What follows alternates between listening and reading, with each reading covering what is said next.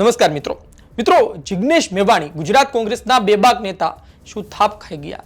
જે મુદ્દે તેણે પોલીસને ખખડાવી નાખી એ મુદ્દો એ સમયે કઈ અલગ જ દિશામાં જઈ રહ્યો હતો અને તેમને લાગી રહ્યું હતું કે કઈ અલગ દિશામાં જાય છે.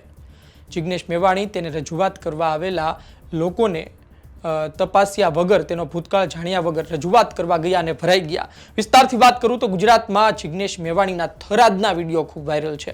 થરાદમાં પોલીસને જે ખખડાવે છે, લોકો તેની તારીફ કરી રહ્યા છે, પરંતુ અંદરખાને મોટો ખેલ પડી ગયો છે. થરાદ પોલીસ દ્વારા એક પ્રેસ જારી કરવામાં આવી છે, પ્રેસ નોટ જાહેર કરવામાં આવી છે. એ પ્રેસ નોટ હું વાંચીશ, તમને એક પછી એક ફોટો પણ બતાવીશ, જેનાથી ધીરે ધીરે આપને સમજાતું જશે. તમે જુઓ કે પ્રેસ નોટમાં પોલીસ શું કહે છે કે ગત તારીખ 21/11/2025 રોજ જિગ્નેશ મેવાણી ધારાસભ્ય શ્રીનાઓએ થરાદ પોલીસ સ્ટેશન ખાતે થરાદના શિવનગરના રહીશો સાથે રાખીને શિવનગર વિસ્તારમાં દારૂની બદીની રજૂઆત કરવા ટોળા સાથે આવી સૂત્રોચ્ચાર અને ધરણા કરેલ. તેમણે વાત કરી કે ભાઈ 21/11 શું થયું હતું. લોકશાહી પરંપરા તમામ નાગરિકોને પોતાના વિચારો રજૂ કરવાનો અધિકાર આપે છે. માનનીય ધારાસભ્ય શ્રી લોકોના પ્રશ્નો પ્રશાસન સુધી પહોંચાડવાનો વિશેષ અધિકાર ધરાવે છે. ચૂંટાયેલા જનપ્રતિનિધિના આ વિશેષ અધિકારનું અમે સન્માન કરીએ છીએ. આગળ લખે છે, પરંતુ થરાદ પોલીસ સ્ટેશન ખાતેના આ ઘટનાની તપાસ કરતા પ્રાથમિક વિગતે જણાયેલ છે કે થરાદ પોલીસ સપ્ટેમ્બર મહિનામાં વિદેશી દારૂની ગેરકાયદેસર હેરાફેરીના કેસમાં તેણે 32 લાખની માતબર રકમનો વિદેશી દારૂ મુદ્દામાલ સાથે પકડ્યો હતો. ગુનામાં થરાદના જ પોલીસ કર્મચારીની સંડોવણી જણાતા પોલીસે તટસ્થતાથી અને કડક હાથે કામ લઈ પોલીસ કર્મચારીને પણ અટક કરેલ. જે પોલીસ કર્મચારી હાલ પણ જ્યુડિશિયલ કસ્ટડીમાં છે. થરાદના શિવનગર ખાતે યોજાયેલ સભામાં આ આરોપી પોલીસ કર્મચારીના પરિજનો અને તેના પિતાજી પણ ધારાસભ્યશ્રીની હાજરીમાં સભામાં હાજર હતા. ત્યારબાદ પોલીસ સ્ટેશન ખાતે ધારાસભ્યશ્રી ટોળા સાથે આવી સૂત્રોચ્ચાર કરતા હતા અને તે સમયે પણ પ્રોહિબિશનના ગુનામાં પકડાયેલા આરોપીના પરિવારજનો હાજર હતા, જેના વિડીયો ફૂટેજ પણ મળેલ છે.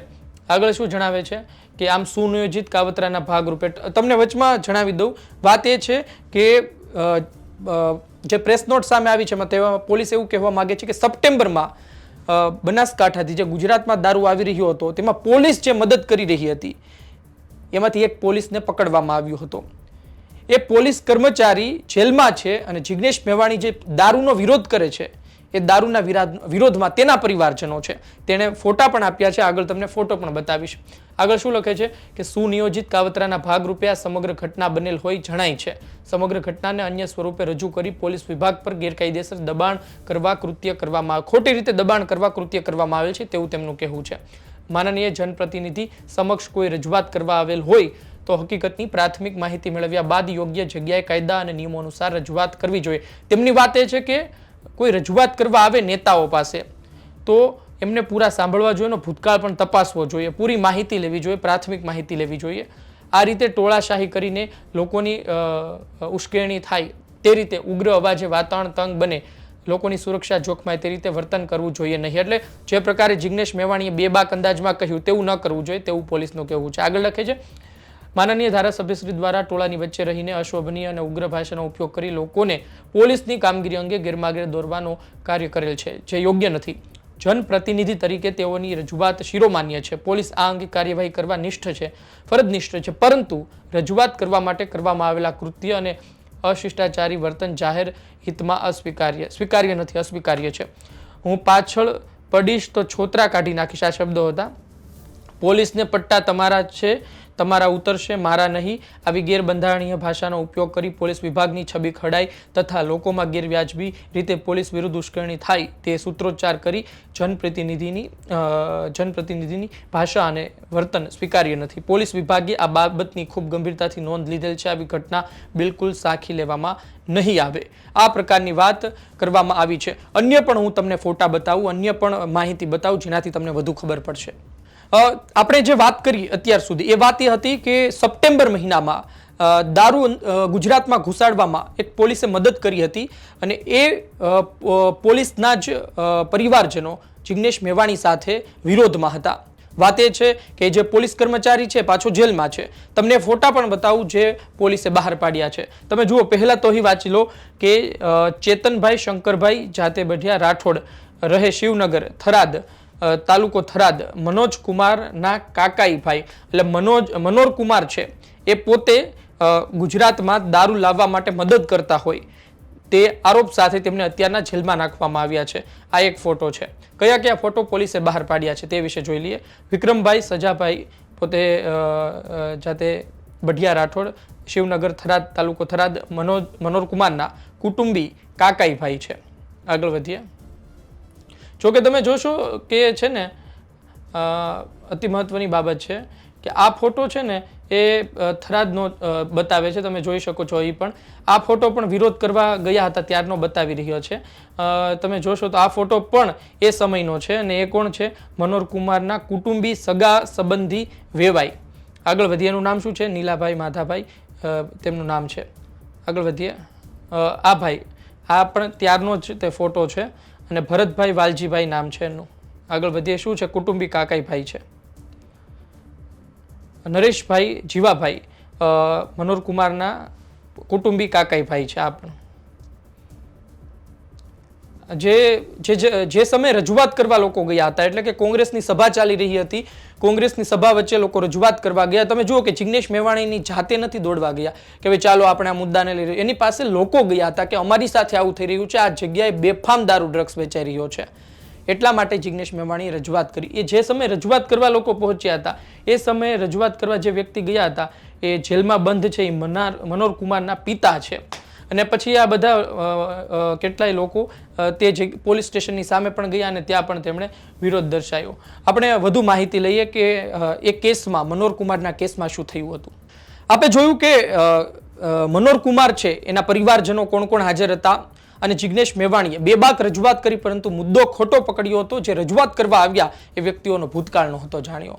વાત એ છે કે મનોર કુમાર વિશે પોલીસ શું કહેવા માંગે છે. આ આપણે એક પ્રેસ જારી કરી છે. શું લખ્યું છે? 21/11/2025 રોજ જિગ્નેશ મેવાણી ધારાસભ્ય થરાદ પોલીસ સ્ટેશન ખાતે શ્રીનગરના રહીશો સાથે રાખી શ્રીનગર ખાતે દારૂબંધી બાબતે ગેરકાયદેસર રીતે ટોળા ભેગા કરી જિલ્લા મેજિસ્ટ્રેટના જાહેરનામાનો ભંગ કરી મંજૂરી વગર રેલી યોજી પોલીસ સ્ટેશન ખાતે સૂત્રોચ્ચાર કર્યા, ધરણા કર્યા. જે બાબતે તપાસ કરતા પ્રાથમિક વિગતે જણાયેલ. શું જણાવ્યું એમને કે થરાદ પોલીસ સ્ટેશન પ્રોહિબિશન ગુના રજિસ્ટર નંબર અલગ અલગ લખ્યું છે. તમે વાંચી શકો છો. અલગ અલગ ધારા પણ લખી છે. આગળ લખે છે કે જે ગુનામાં થરાદ પોલીસે સરકાર તરફે ફરિયાદી બની વિદેશી દારૂની 13,416 બોટલો જેની કિંમત 32,15,568 તથા ટ્રક અને અન્ય મુદ્દામાલ મળી કુલ 52,20,568 નો મુદ્દામાલ કબજે કરી કાયદેસર કાર્યવાહી કરેલ હતી.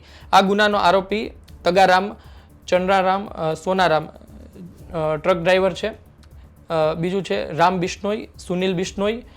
તેની માહિતી લખવામાં આવી છે. કાયદેસર કાર્યવાહી કરેલ છે. આગળ લખ્યું છે સદર ગુનાની તપાસ દરમિયાન પોલીસ ગુનાના મૂળ સુધી પહોંચવા તટસ્થતાથી તપાસ કરતા સદર ગુનામાં થરાદ પોલીસ સ્ટેશનમાં ફરજ બજાવતા મનોર કુમાર પાંચાજી રાઠોડ જે શિવનગરના રહેવાસી છે તેમની સંડોવણી સામે આવી હતી. 25 સપ્ટેમ્બર 2025 રોજ સદર પોલીસ કોન્સ્ટેબલની ગુનાના કામે અટક કરી કાયદેસર કાર્યવાહી કરેલ. આમણે એમને મદદ કરી હતી આ દારૂ અંદર લાવવામાં. આગળ શું લખ્યું છે? પોલીસે ઉપરોક્ત ગુનાની ગંભીરતાપૂર્વક અને તટસ્થતાથી તપાસ કરી ગુનામાં સામેલ પોલીસ કર્મચારી પણ અટકાયત કરી કાયદેસર કાર્યવાહી હાથ ધરેલ છે. જે લખ્યું છે. આગળ શું લખે છે?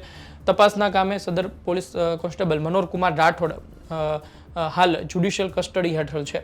આરોપી મનોર કુમાર રાઠોડને અત્રેથી એડિશનલ સેશન્સ કોર્ટ થરાદ ખાતે રેગ્યુલર જામીન અરજી કરતા ગુનાની તપાસના પુરાવા અને તપાસ કરતા અધિકારીના સોગંદનામાના આધારે નામદાર એડિશનલ સેશન્સ કોર્ટે જામીન અરજી નામંજૂર કરી એટલે જામીન અરજી ફગાવી, જામીન ન આપ્યા. સદર આરોપી પોલીસ કોન્સ્ટેબલ વિરુદ્ધ લાંચ રૂશ્વત ધારાની કલમ 07 મુજબ ઇન્ક્વાયરી કરતા તારીખ 16/10/2025 રોજ હુકમ કરેલ હતો. નામદાર કોર્ટના સદર હુકમ અન્વયે ઇન્ક્વાયરીની તપાસ નાયબ પોલીસ અધિક્ષક થરાદનાઓએ કરી રહેલ છે. શરૂ છે તપાસ. પોલીસ કોન્સ્ટેબલ અને આ ગુનાના આરોપી મનોર કુમાર રાઠોડે ગુનાની ચાર્જશીટ બાદ ફરીવાર ગત તારીખ 20/11/2025 રોજ રેગ્યુલર જામીન માટે અરજી કરતા નામદાર એડિશનલ સેશન્સ કોર્ટે તે અરજીની સુનાવણી આગામી 24/11/2025 રોજ મુકરર કરેલ છે. તે પ્રકારની પણ માહિતી તેમણે ઉમેરી હતી. દરમિયાન ઉપરોક્ત ગુનાની તપાસ પોલીસ ગંભીરતાપૂર્વક અને તટસ્થતાથી કરી રહેલ હોય પોલીસ કાર્યવાહીથી નારાજ થઈ પોલીસ કોન્સ્ટેબલ આરોપી જે પોતે શિવનગર થરાદ વિસ્તારનો રહેવાસી હોય, જેથી આરોપીના સગા સંબંધીઓએ વિસ્તારના મહિલાઓ અન્ય લોકો સાથે રાખી ધારાસભ્ય જિગ્નેશ મેવાણીની આગેવાનીમાં 21/11/2025ના રોજ દારૂબંધી અંગે પોલીસ સ્ટેશનને ટોળાશાહી કરી ગેરકાયદેસર રેલી ધરણા કરી હોવાનું ધ્યાને આવેલ છે. આગળ શું લખ્યું છે કે પોલીસની દારૂબંધી બાબતે કડક કાર્યવાહીને અસર પહોંચાડવા અને પોલીસને દબાણમાં લાવી ધાર્યું કરાવવા સારું આ પોલીસ કોન્સ્ટેબલ આરોપીના સગા સંબંધી તથા ધારાસભ્ય જિગ્નેશ મેવાણીએ લોકોને ગેરમાર્ગે દોરી પોલીસની કાયદેસરની ફરજમાં રૂકાવટ કરી પોલીસ સ્ટેશન ખાતે પરવાનગી વગર ટોળા સાથે ગેરકાયદેસર રીતે રેલી યોજી તેમજ પોલીસના પટ્ટા ઉતારી લેવાની તથા આગામી સમયમાં 5000થી પણ વધારે લોકો સાથે આવીને કાયદો હાથમાં લેવાની ધમકી આપેલ બાદમાં પોલીસ સ્ટેશન ખાતે સરકારશ્રી તથા પોલીસ વિભાગ વિરુદ્ધ ગેરકાયદેસર અને પોલીસ વિભાગની છબી ખડાઈ તથા લોકોમાં ગેરવ્યાજબી રીતે પોલીસ વિરુદ્ધ ઉશ્કેરણી થાય તે રીતે સૂત્રોચ્ચાર કરેલ. વિશેષમાં ગેરકાયદેસર ટોળાશાહી અને સૂત્રોચ્ચાર દરમિયાન સોશિયલ મીડિયાના માધ્યમથી પણ જાહેર જનમાનસને ગેરમાર્ગે દોરી પોલીસ અને સરકારશ્રીની છબી ખડાય તે તથા લોકોને પોલીસની કામગીરી વિરુદ્ધ ઉશ્કેરણી કરવાનું કૃત્ય કરેલ. આમ ઉપરોક્ત બનાવ અનુસંધાને ઘટનાની પ્રાથમિક તપાસમાં પૂર્વ નિયોજિત ષડયંત્ર હોવાનું ધ્યાને આવેલ છે, જે બાબતે વધુ તપાસ હાથ ધરવાની કાર્યવાહી પ્રક્રિયાધીન છે. અતિ મહત્વની બાબત છે કે પોલીસે પૂર્વ આયોજિત ષડયંત્ર કહ્યું છે. જિગ્નેશ મેવાણીને ખબર નહોતી, પરંતુ આટલા મોટા નેતા તરીકે તેનો ભૂતકાળ પણ તેને તપાસી લેવો જોઈએ કે આ વ્યક્તિઓ રજૂઆત કરવા આવ્યા છે. સામાન્ય રીતે નેતાઓને તેવું હોય કે સારું કામ કરવું છે, આવ્યા છે આપણે ન્યાય અપાવીએ, પરંતુ બધા લોકો સરખા પણ નથી હોતા. જિગ્નેશ મેવાણીએ કાચું કાપ્યું છે એ આ પોલીસની પ્રેસ નોટ પરથી આપને જણાઈ રહ્યું છે. અતિ મહત્વની બાબત એ પણ છે કે પોલીસ ત્યાં હતી તો પોલીસને પણ ખબર હોવી જોઈએ કે ભાઈ આ લોકો સામે બેઠા છે કોણ છે. કારણ કે કોઈ મોટો આરોપી પકડાયો હોય તો સામાન્ય રીતે ત્યાંના પોલીસ સ્ટેશનના લોકોને ખબર હોય છે કે જે લોકો આવ્યા છે કોણ છે. પરંતુ એ સમય દરમિયાન જ્યારે જિગ્નેશ મેવાણી વાત કરતા હતા, મનોહર કુમારના પરિવારજનો બેઠા હતા અને રજૂઆત કરવામાં આવતી હતી, ત્યારે અન્ય કોઈ બાબત કરવામાં આવી નહોતી. ન તો જિગ્નેશ મેવાણીએ પણ આ બાબતનો ઉલ્લેખ કર્યો હતો.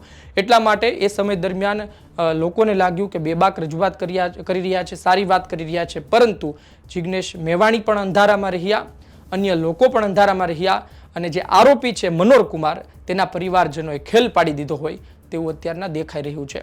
ખેર જોઈએ આવનાર દિવસોમાં શું થાય છે આને લઈને. ગુજરાત તક જોતા રહો. આપનું શું કહેવું છે કોમેન્ટ બોક્સમાં જરૂરથી જણાવજો.